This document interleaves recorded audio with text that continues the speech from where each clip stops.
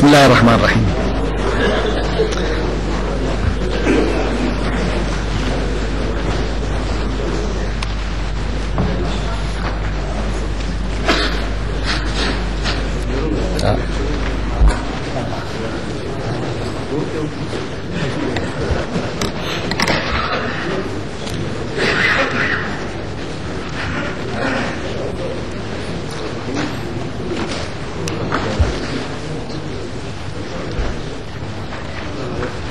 Bismillahirrahmanirrahim.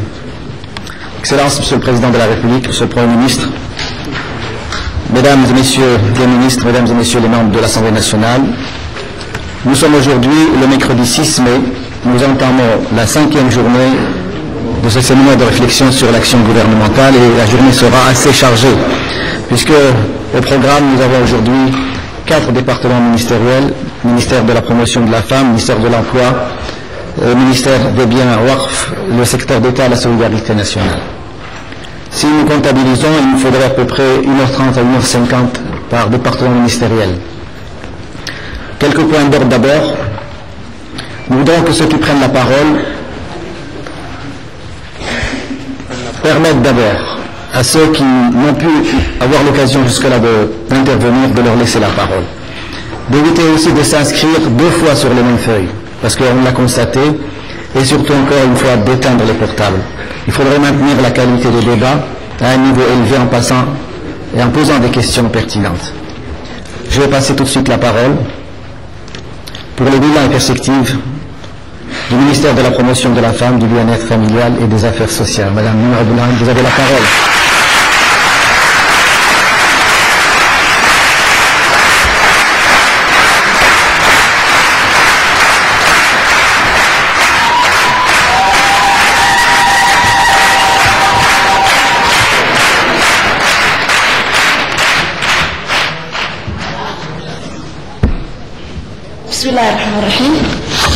Monsieur le Président de la République, Monsieur le Premier ministre, Mesdames et Messieurs les membres du gouvernement, chers collègues, Mesdames et Messieurs les parlementaires, honorables participants, بالإنت أنا مرت كل هذين أخو فرنسيس خوحن دونا يقولون إن لوك المرود مدن الواحد من هذا يبرميتسي أن أخو صومالي كوير إلى هذا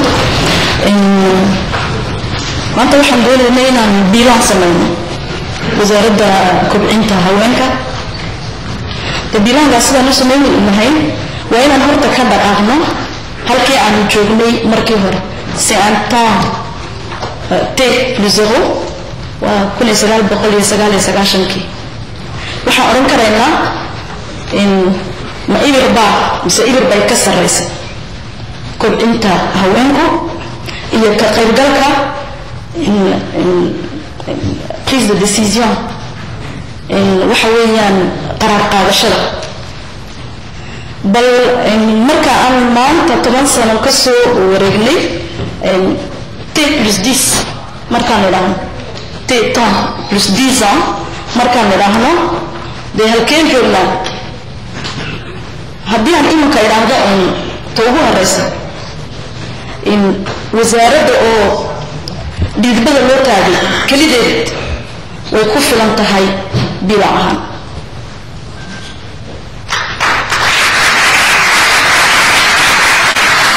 taa keligeed baa ku filan baan u malayaa mudane madaxweyne waxaan isku dayaynaa bal haddana inaan samayno un bilan qui ne sera pas exhaustif parce que nous avons déjà fait notre bilan lors du 8 mars dernier et qui coïncidait avec la décennie de la création du ministère de la promotion de la femme que vous avez conçu et voulu et qui est votre projet de société excellence.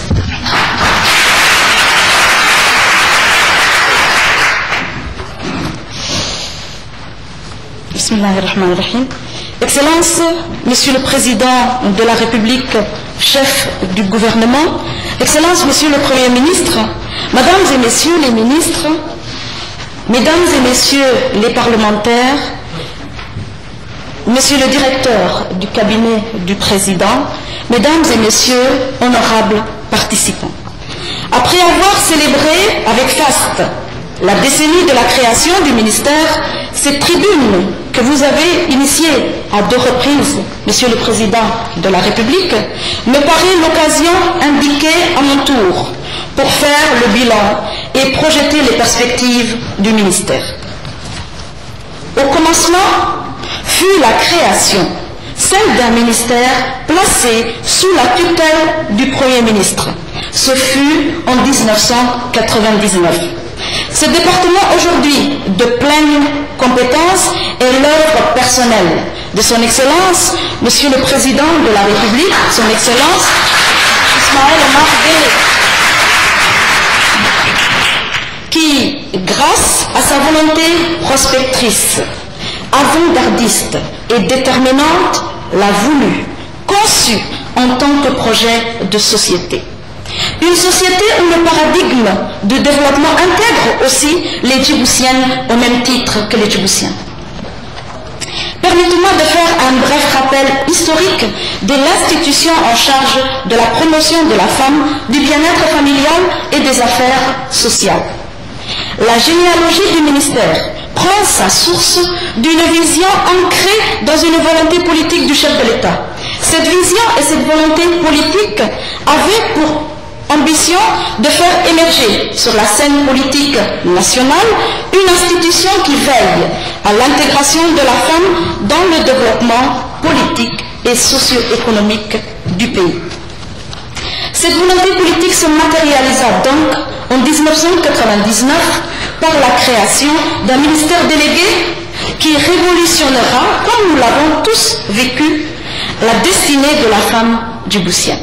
Ce cadre institutionnel ainsi mis en place s'est attelé à la promotion de la femme dans tous les domaines. Pour mieux mesurer le chemin parcouru, revenons à la situation de la femme avant 1999.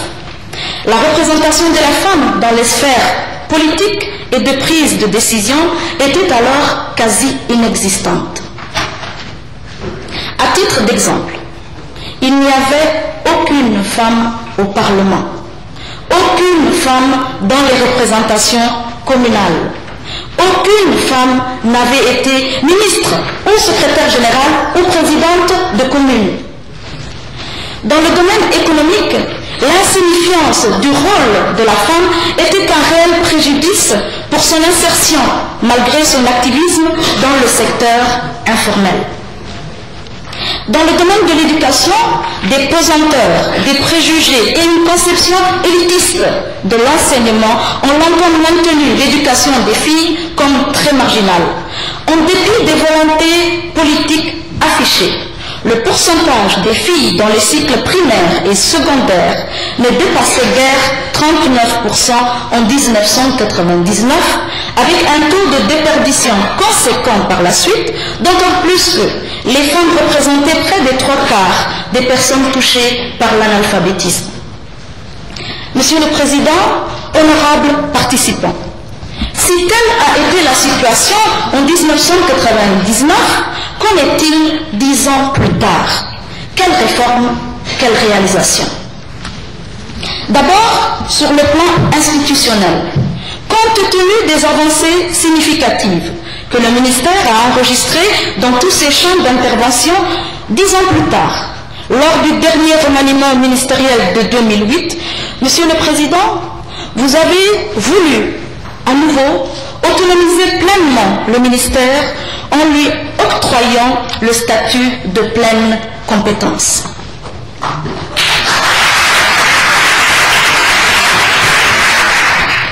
Par cette décision, vous avez illustré que l'épanouissement de la femme constitue à nouveau un pôle de développement du pays en soi. Ceci démontre votre volonté constante à œuvrer en faveur de la promotion de la femme à tous les niveaux.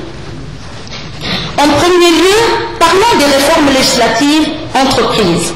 Ces dernières ont permis l'adoption du Code de la famille en janvier 2002, la loi instituant le système des quotas d'au moins 10% dans les fonctions électives et les hautes fonctions de l'État de novembre 2002, la stratégie nationale pour l'intégration de la femme